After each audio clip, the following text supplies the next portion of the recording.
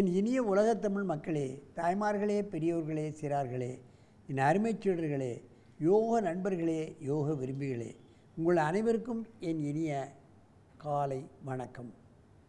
கலைஞர் தொலைக்காட்சி நிகழ்ச்சியில் நலமுடன் வாழ என்னும் பிரிவில் அதிகால வேளையில் முதல் நிகழ்ச்சியாக முக்கியத்துவம் தரப்படுகிறது யோகாசனத்திற்கு. அதைத்தான் நாம் கவனிக்க வேண்டும். ஏன் முதல் நிகழ்ச்சியாக தரப்படுகிறது? காலங்காலமாக நடைபெற்று கொண்டிருக்கிறது என்றால் எல்லா மக்களுக்கும் தேவையான பயிற்சி, ஆரோக்கியமாக வாழ்வதற்கான பயிற்சி, தனக்குத்தானே டாக்டர்களாக மாறக்கூடிய பயிற்சி என்பதை நீங்கள் தெரிந்து கொள்ள வேண்டும். அந்த நிலையில் இன்றைக்கு பாருங்கள், நமது அரங்கிற்கு ஆகாஷ் 16 வயது 11th ஸ்டாண்டர்ட் மதரசா வித்யாலயத்தில் படித்து கொண்டிருக்கிறான். இப்பொழுது உசட்டாசனத்தில் வேரியேஷன்ஸ் அவர் செய்ய போகிறார். உசட்டாசனம், ஒட்டகாசனம், அதில் ஒரு மாறுதலான பிரிவு செய்ய போகிறார். பாருங்கள் என் அருமை மாணவரே, என்னுடைய பயிற்சியாலையில் பயிற்சி பெற்றக்கூடிய மாணவர், நீங்கள் பத்மாசனத்தை கழித்துவிட்டு அந்த உசட்டாசனத்தில் வேரியேஷன்ஸ் செய்யுங்கள்.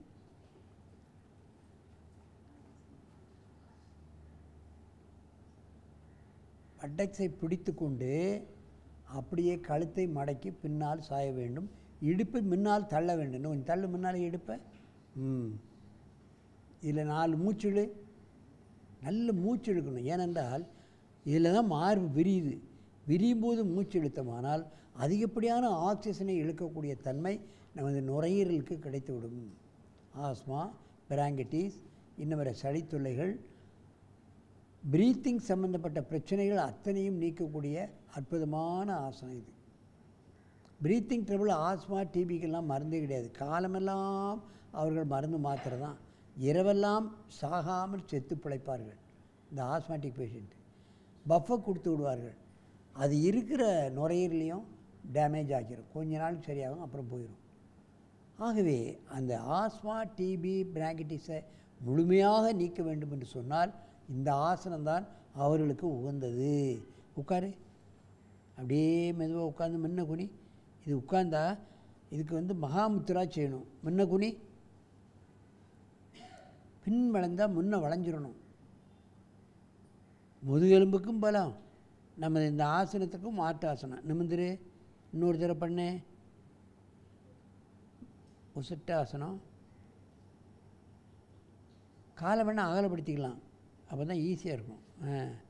பண்ணு, நல்லா விளையலாம், பயம் இல்லாமல் விளையலாம். ஆரம்ப கட்டத்தில் யாராவது முதுகிலே ஒரு துண்டை போட்டு முன்னால் இருந்து கொண்டு பிடிச்சிக்கொள்ள வேண்டும் விளையிறதுக்கு. ரொம்ப குண்டானவர்கள், முடியாதவர்கள், இயலாதவர்களுக்கு 2 பேர் வேணாலும் துண்டை பிடிச்சிட்டு முன்னால் போய் இழுத்து பிடிச்சிக்கணும், அவங்கள விளைய விடணும். இல்லைன்னா ஜன்னலில் ஒரு கயிறை கட்டி அது உள்ளே இவங்களை விட்டு அந்த கயிறை பிடிச்சும் விளைய வைக்கலாம். இந்த சௌகரியங்களெல்லாம் என்னுடைய பயிற்சியாலையில் இதெல்லாம் வச்சுருக்கேன். பின்னால் விளையலாம். அப்படியே மெதுவாக எழுந்திரிச்சு முன்ன குனி, உட்காந்து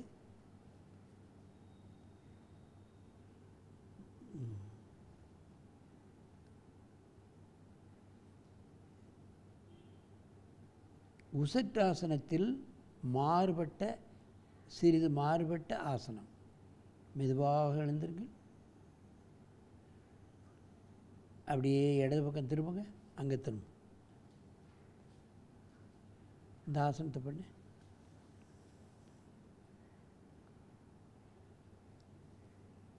தைராய்டு கிளாண்ட் சம்பந்தப்பட்ட பிரச்சனைகள் நீக்கப்படுகிறது. கழுத்து வலி, ஆஸ்மாட்டிக், இன்னவரை ஈசனோஃபோலியா, மூக்கடைப்பு, முதுகில் டிஸ்க் பெரலாப்ஸ், எத்தனையோ வியாதிகளை குணப்படுத்த உள்ளது. மெதுவாக இந்த ஆசனத்தை கழிச்சு உட்காரு. முன்னால் குனி. பாருங்கள், அதுக்கு மாற்று ஆசனம் மகாமுத்ரா பற்றி ஏற்கனவே சொல்லியிருக்கிறேன். 3 1 2 3 உடலை 3ஆக வளைக்கக்கூடிய அற்புதமான ஆசனம் மகாமுத்ரா. மெதுவாக எழுந்துரு. அப்படியே இங்கே திரும்ப, தள்ளிப்போ. அப்படியே காலை அகலமாக வச்சுக்கோ. பண்ணு, நல்ல வளரும். இடுப்பை நல்ல முன்ன தள்ளணும்.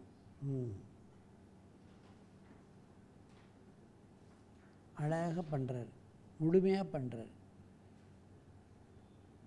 குசட்டாசனத்தில் வேரியேஷன்ஸ்,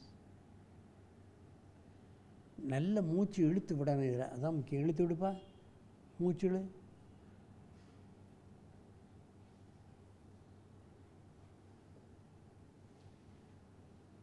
மெதுவாக உட்காரு, முன்ன குனி,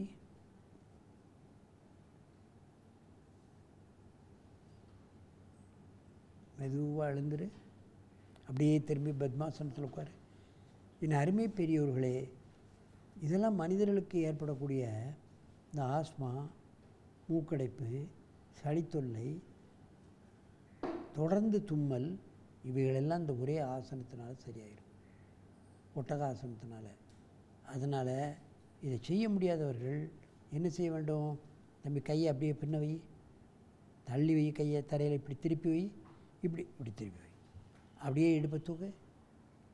இப்படி கூட பண்ணலாம் முடியாதவங்க. இப்படி பண்ணால் கூட நல்ல எஃபெக்ட் கிடைக்கும். உட்கார. ஆகவே நமது முனிவர்கள் பல வகையாக இந்த ஆசனங்களை செய்து நமக்கு பல்வேறுபட்ட நோய்களை நீக்குவதற்கு நமக்கு வழிமுறைகளை தந்திருக்கிறார்கள். அவைகளெல்லாம் செய்து உடலையும் உள்ளத்தையும் ஆரோக்கியமாக வைத்து கொண்டு நீங்கள் எல்லோரும் நோயற்ற வாழ்வையை குறைவற்ற செல்லும் என்னும் பேற்றினை அடைய வேண்டும் என்று கேட்டு உங்களிடமிருந்து விடைபெறுவது ஆசனம் ஆண்டியப்பன். வணக்கம்.